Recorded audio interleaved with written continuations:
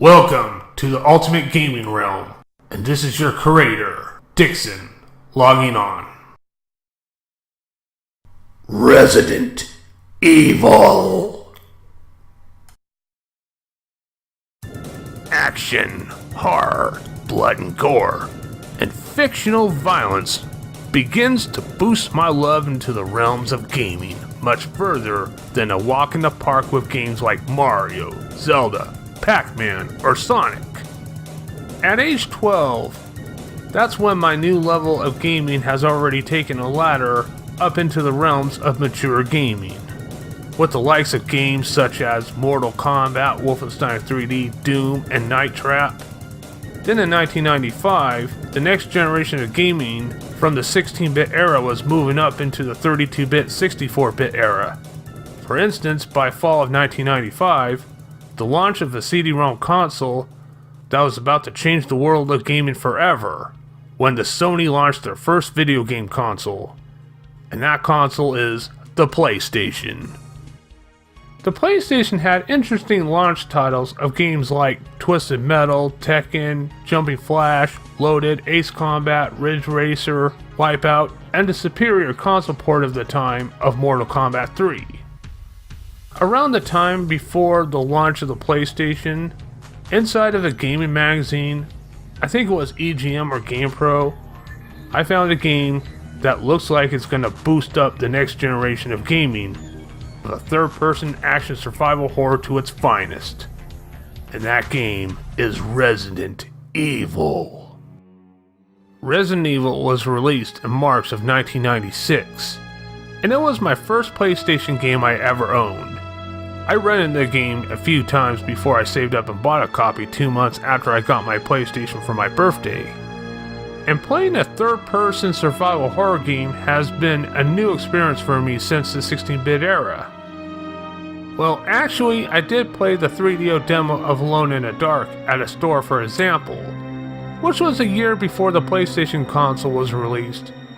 And when I played the demo of Alone in the Dark, I was like, wow, that was so unreal.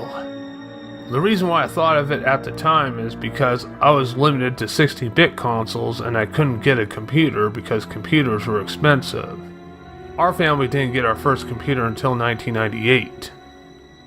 Alone in the Dark was a game that I witnessed as a new third-person survival horror with its creepy atmosphere.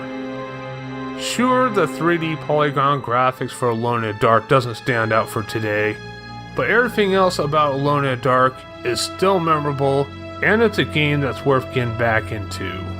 And Alone in the Dark is another reason to inspire me to get Resident Evil in the first place.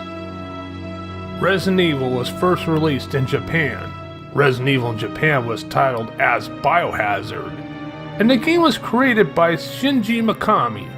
The development of Resident Evil / Biohazard began in 1994. Mikami stated that the idea for Resident Evil / Biohazard was loosely based off of another survival horror game from Capcom, Sweet Home. And Mikami was also heavily influenced by George Romero's zombie films. And lots of these pre-rendered backdrops of the mansion in Resident Evil were inspired by the Overlook Hotel, which the Overlook Hotel was also used for a film based off of Stephen King's novel, The Shining. And as I said before, the gameplay system was indeed inspired by another third-person adventure game that was released in 1992, Alone in the Dark. When I played Resident Evil for the first time, I was shocked. All sorts of virus creatures made my skin crawl, in the most fascinating way as I can possibly remember.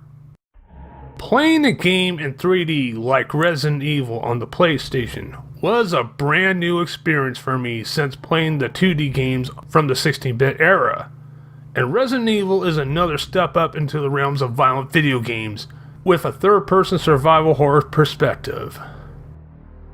Resident Evil was released in North America on March 22nd of 1996 for the PlayStation CD-ROM console. I got my PlayStation around that time, a month later for my birthday, and I rented Resident Evil.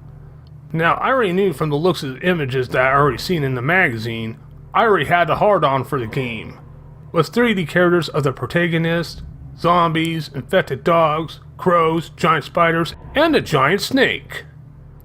And when I played Resident Evil for the first time, I fell in love with it the first minute I played it. It was something I haven't witnessed before on the previous generation consoles.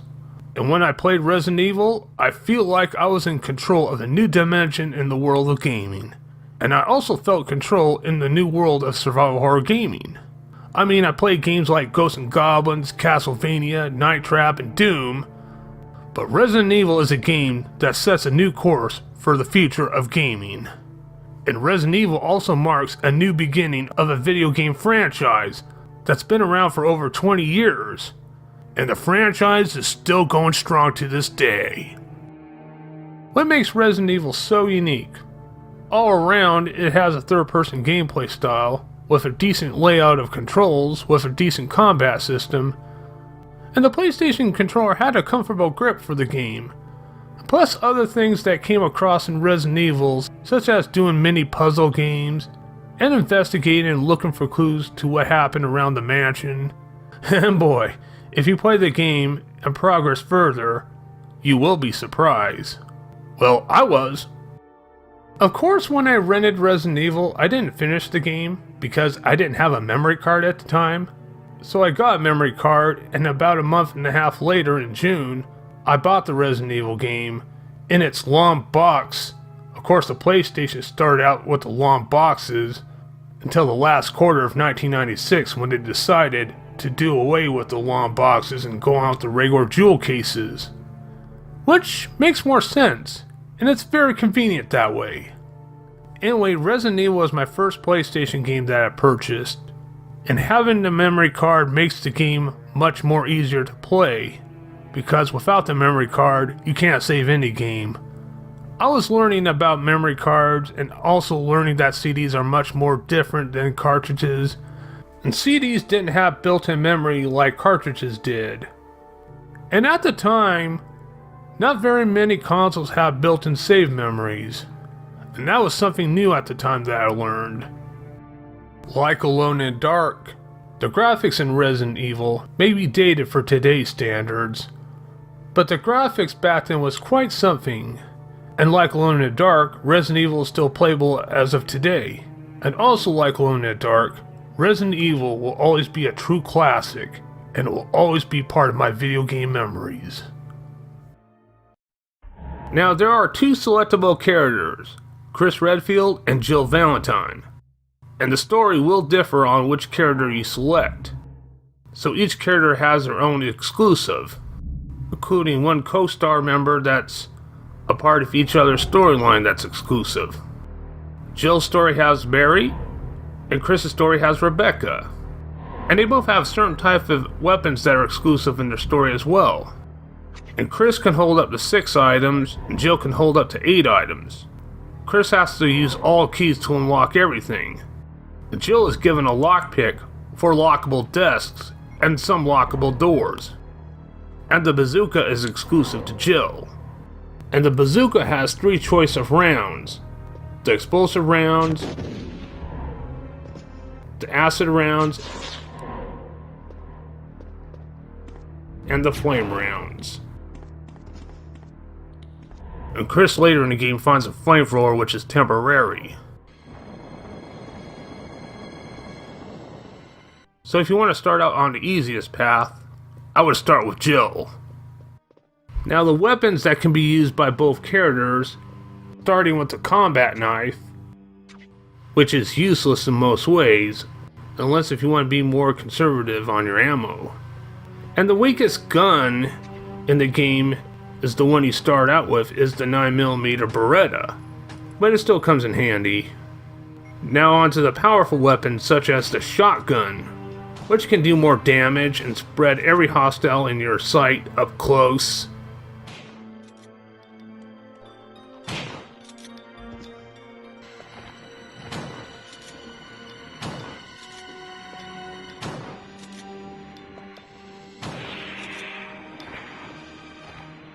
Then there's the most powerful handgun in the game, which is the Magnum, which is known as the Colt Python. The one round can kill any creature instantly at any distance.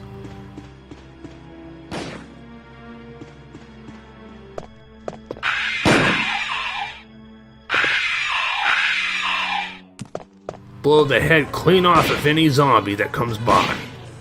But the Magnum can't spread like the shotgun.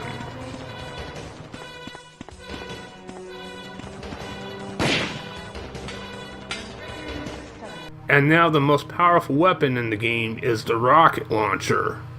And the rocket launcher does not come up until the end of the game. Will depend on how you progress in the story. And once you advance further in the game, from the creatures that I already mentioned, like zombies, dogs, giant spiders, giant snakes, you will run into other bizarre virus creatures like these sharks, the giant plant, and one of the most intimidating creatures in video game history, the Hunters.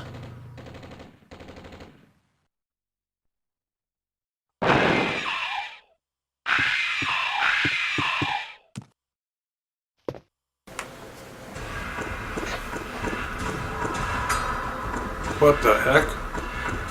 What? I could have sworn there was a door there. There was when I was entering and exiting.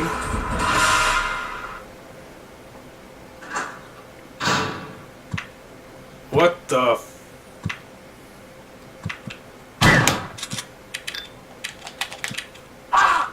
Ice! Bastard.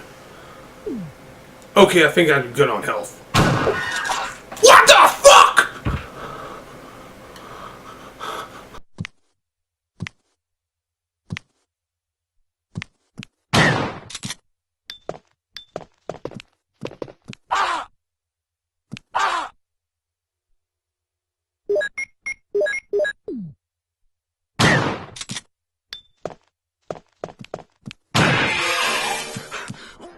What are they?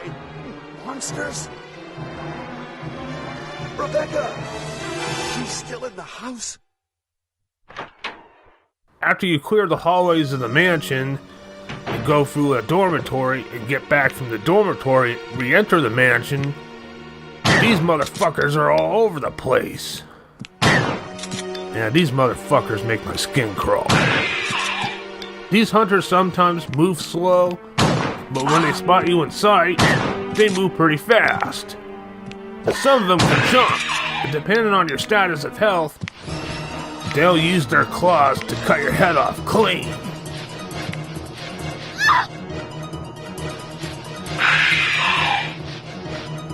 Rebecca!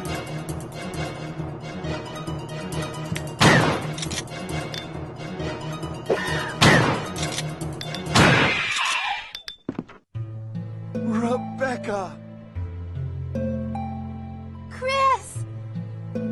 Thank God you're safe. I'm sorry that you were worried about me. We are in great danger. We must organize a search for the others and get the hell out of here. Understood? Yes, sir!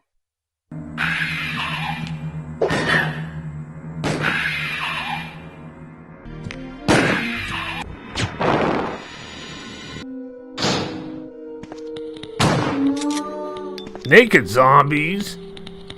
Well, they're pixelated, so I don't think I'm gonna get flagged for this.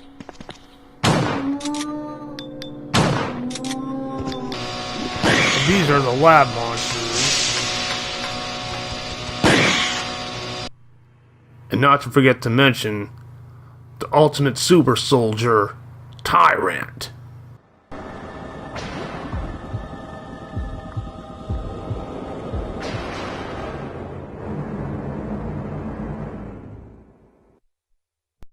Resident Evil is one game you want to save frequently. And to save the game, you have to have this ink ribbon so you can go to a nearest typewriter and save your game.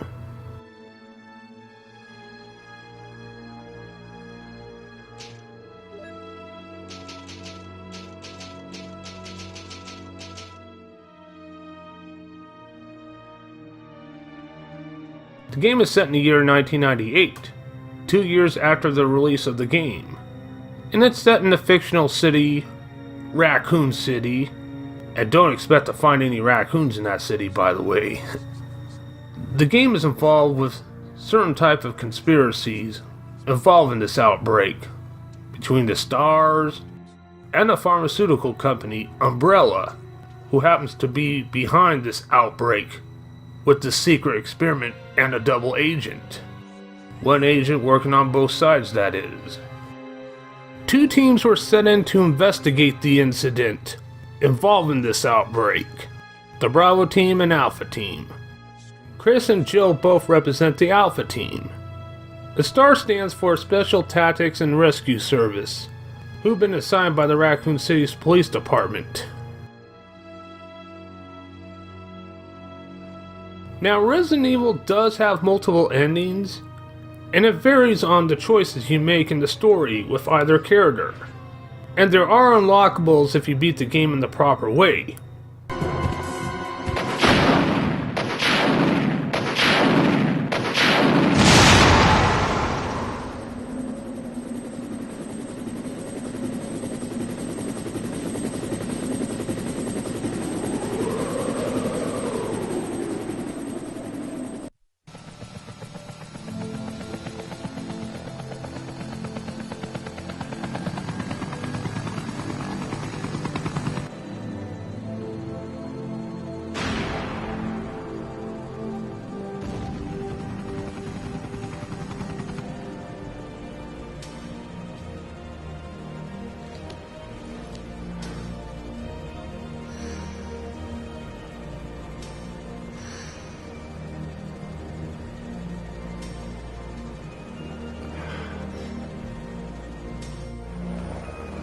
You can get a special key for a closet on the next playthrough.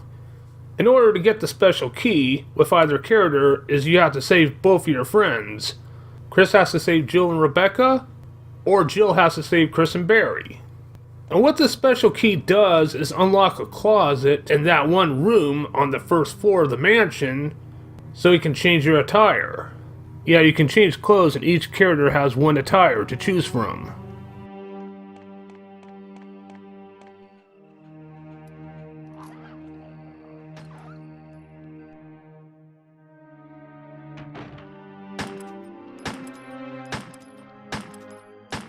Which I find the alternative costumes pointless to begin with. And another unlockable is that if you beat the game with either character under 3 hours, you get the rocket launcher with unlimited ammo on the next playthrough. Which I find it badass because you can blow up any creature to bits and pieces. In conclusion of the story behind the first Resident Evil game, there were actually 5 survivors: Chris, Jill, Barry, Rebecca, and the helicopter pilot Brad. Resident Evil on the PlayStation will always be one of the games that pioneered the 3D third-person survival horror genre. Resident Evil might not have been the first one, but it's one of the first ones that really got the genre really going. Resident Evil was one of my first amazing journeys into the 3D third-person survival horror genre. Alone in the Dark demo on the 3DO might have been my first one I played when it comes to that type, but Resident Evil on the PlayStation is my first full journey that I witnessed all the way through to the end. Resident Evil is precisely one of the first violence games I played on the PlayStation. Before, either on the Sega Genesis or Sega CD or Super Nintendo, I played violent games like Mortal Kombat, Night Trap, Doom, RoboCop vs. Terminator, Rise of the Dragon, and Snatcher. But on the PlayStation, for the first time in 3D in a third-person perspective, the first violence game I ever played and owned was Resident Evil. And the gore was pretty intense for the time. And for the time, Resident Evil was a shock value, and the graphics were beautiful back then. But nowadays, both shock value and the graphics have been wearing off. But depending on the way you see it, or should I say for the way I see it, it will take a little bit to get back into since you've been playing modern games, but once I got back into it, I was extremely joyful. The enemy AI was impressive, But the controls when controlling your playable character are quite stiff, especially the way your character walks or runs. Your character moves like a tank. It's what you call tank controls. Resident Evil does have this awesome but cheesy full motion video cutscenes, which only comes up at the beginning and after you beat the game. And not to forget to mention the laughably bad voice acting. Oh, Barry! That was too close.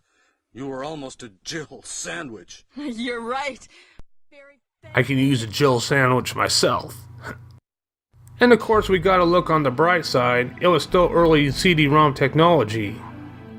Despite its minor control flaws, Resident Evil was one of its first of its kind for 3D third-person survival horror. Even though Alone in the Dark was actually the first, but Resident Evil pretty much made a bigger impact in the world of survival horror games, especially for console gamers for years to come. Now, a year later from the release of Resident Evil on the PlayStation, a Sega Saturn port of Resident Evil was released. And from looking at the Saturn version, I can tell that the Saturn version is the inferior port. But the Saturn version does have a few things that are exclusive. I heard some interesting things about the Saturn port as well. But I never yet played the Saturn version to this day, so I can't speak or judge about the Saturn version. And around the same time with the Saturn version released, there was also a PC port released. Which, surprisingly for some odd reason, the earlier Resident Evil games that were ported to the PC are not currently available for digital distribution as of today. Hopefully they will release them eventually for like Steam or Good Old Games. But once again, I haven't yet played the PC port either, so I have nothing to say about either of them. And even if I did have access to them, I would actually save it for a separate video, because this video is mainly focusing on the PlayStation. Resident Evil on the PlayStation is one prime example of showing what the PlayStation console can do in 3D third person. And Resident Evil helped boost the popularity of the PlayStation console throughout 1996, along with other upcoming games like Tomb Raider, Twisted Metal 2, Tekken 2, Crash Bandicoot, Fate of Black, Mortal Kombat Trilogy, Blood Omen Legacy of Kain, and a custom PlayStation port of Doom. Then throughout 1997, big games like Castlevania Symphony of the Night, Final Fantasy VII, Tomb Raider 2, Clock Tower, and Resident Evil Director's Cut. Yes, in the fall of 1997, there is a Director's Cut version of Resident Evil.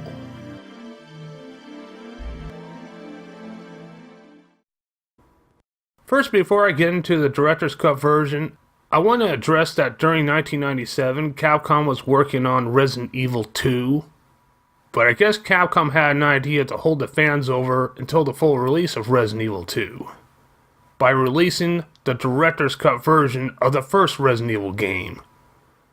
And the Director's Cut version of Resident Evil also has a bonus disc that happens to be the playable demo of Resident Evil 2, which was a huge plus. And the asking price for the Director's Cut version, including the playable demo of Resident Evil 2, was $39.99. The Director's Cut version of Resident Evil has this new arrange mode, along with the original 1996 version, and a new easy version of the 1996 game, which is known as the training mode. Yeah, just in case if you had bad luck with the original version, you can go on with the easy difficulty one. So I thought $40 for the Director's Cut was a fair deal, especially with a playable demo of Resident Evil 2 because I was so hyped for it. So I totally reserved for that one. When I played the Resident Evil 2 demo, I was blown away on how awesome it was. And I can already tell that Resident Evil 2 is going to be better than the first one. So I totally reserved for Resident Evil 2 afterwards. And when I played Resident Evil 2, I was right, it is better than the first one.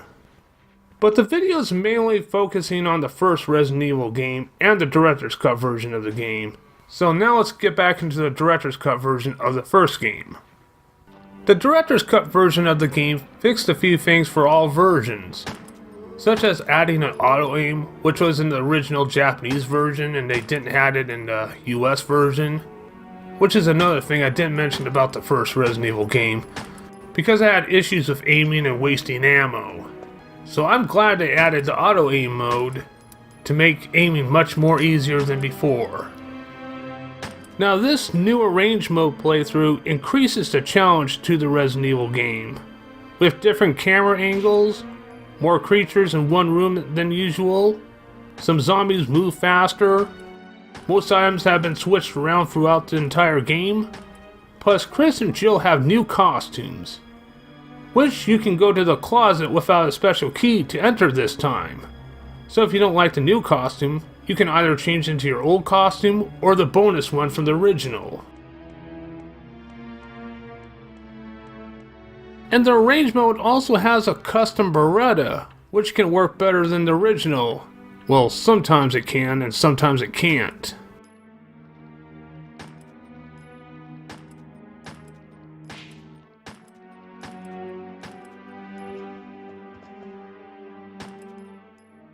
And another nice thing about the arrange mode is that Forrest, who was originally found dead from being pecked to death by crows, but in this arrange mode, Forrest turns into a zombie and comes after you.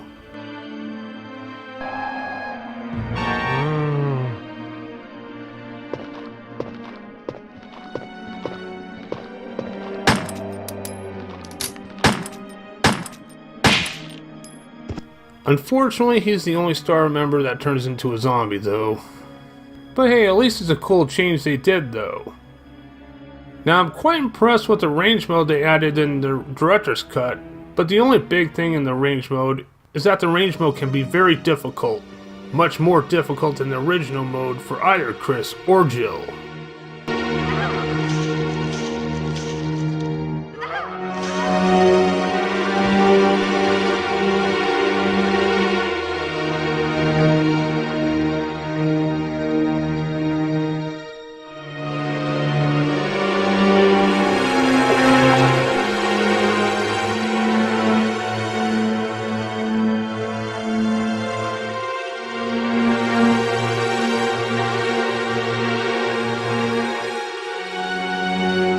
Oh, and before I forget to mention, the auto-aim that I mentioned a few minutes ago applies for all modes in Resident Evil Director's Cut, which is even better.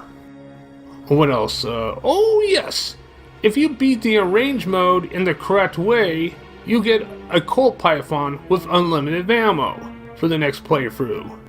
Which, to me, is better than having a rocket launcher with unlimited ammo.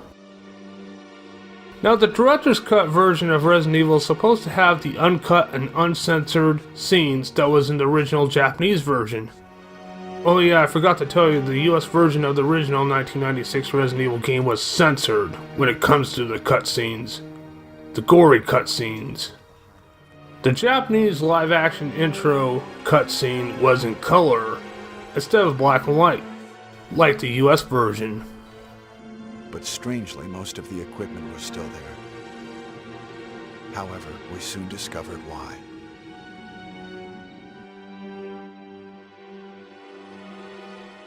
And the Japanese live-action intro was more gruesome and more entertaining to watch.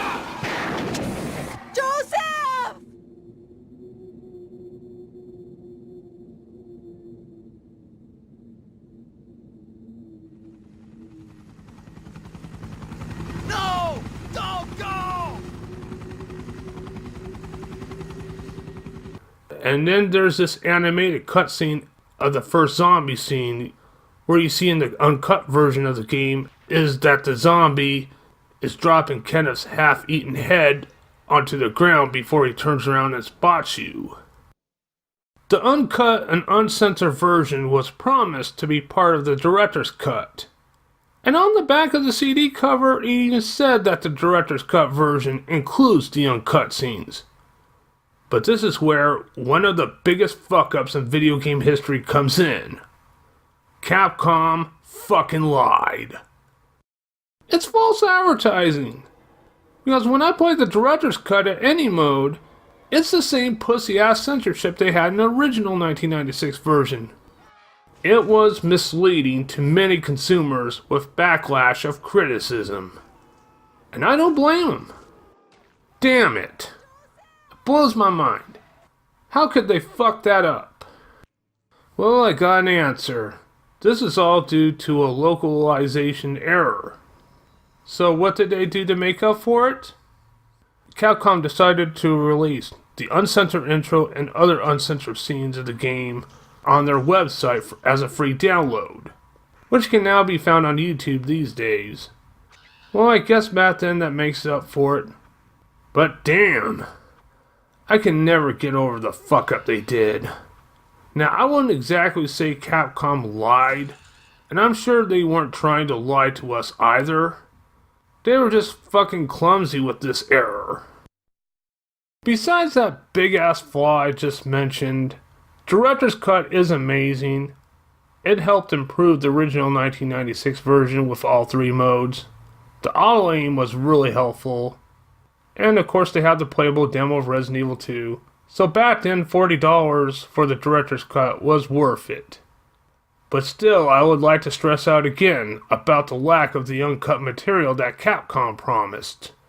I mean, if they had the uncut material in the Director's Cut, then the game would most likely be flawless. But what's done is done.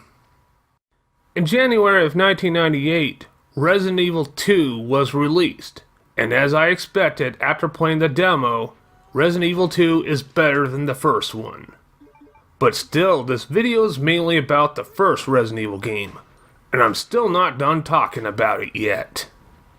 In fall of 1998, Capcom released the DualShock versions of both Resident Evil Director's Cut and Resident Evil 2. But like I said, this video is mainly about the first Resident Evil game, so I'll save the DualShock version of Resident Evil 2 for the Resident Evil 2 episode. Now, the DualShock version of the Director's Cut came out as a greatest hit title. At this time, the Director's Cut doesn't have a bonus disc. Now, it's the second updated version of the first Resident Evil that includes everything from the previous Director's Cut, with the DualShock features being added. You expect that the DualShock version of the Director's Cut is going to be much better and improved, like fixing their mistake about the lack of uncut footage. Right? Well, unfortunately, I'm dead wrong. Because Capcom didn't fix this fucking issue. We still get this fucking pussified black and white censored cutscene. Son of the bitch. Capcom fucked us again. In fact, they fucked us even harder this time. Now, what do I mean by getting fucked harder? Well, I was thinking things can't get any worse from there. Because everything from the previous Director's Cut version is the same, including the lack of uncut material, and with new DualShock features being added for more enjoyment. So at least I can say it's going to be better than the previous version in somewhat way. Right? Guess what? Once again, I'm dead fucking wrong. Because what the DualShock version had to offer besides the new DualShock features is going to add more insult to injury. Like what? Well, listen to the music.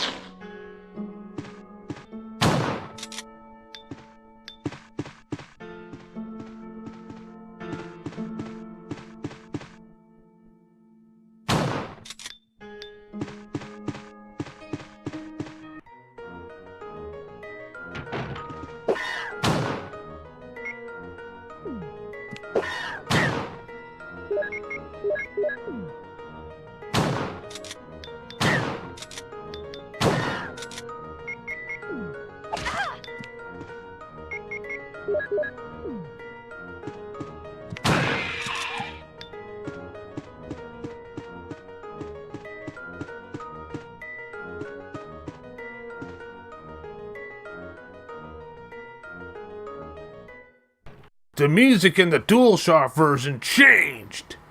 And it fucking sucks! What the fuck? The new composed soundtrack in the DualShock version has no shock value whatsoever when comparing it to the original music score. And the crappy altered soundtrack applies for all modes. And the worst part about it, that there is no fucking option between the two soundtracks. And it's not the same fucking composer either. With these wimpy ass censored cutscenes once again, and with an awful new soundtrack, which is worse, pretty much ruins everything about the original Resident Evil. In fact, the DualShock version of the director's cut is showing that it proves it's the most pussified version of Resident Evil. Capcom dropped the ball and let us down even further. How could Capcom do this? Well, I believe that Capcom already updated the PlayStation version of Resident Evil, and they expected with another update of Resident Evil on the PlayStation, with adding DualShock features, that they're most likely not going to buy the same game 3 times. So they think changing the music would help. Well, obviously they didn't. I mean, if Capcom thinks it would, that's fine, give it a try. But at least keep the original score in the game as an option just in case if they don't like this new score. But no, they didn't even have the option to change it. And that's what really killed the DualShock version. Capcom dropped the ball on this one. I also think Capcom does this thing to find another way to get more money out of your pocket. Capcom in general does have history of updating their games instead of making a direct sequel right away. Take Street Fighter 2 and 4 for instance.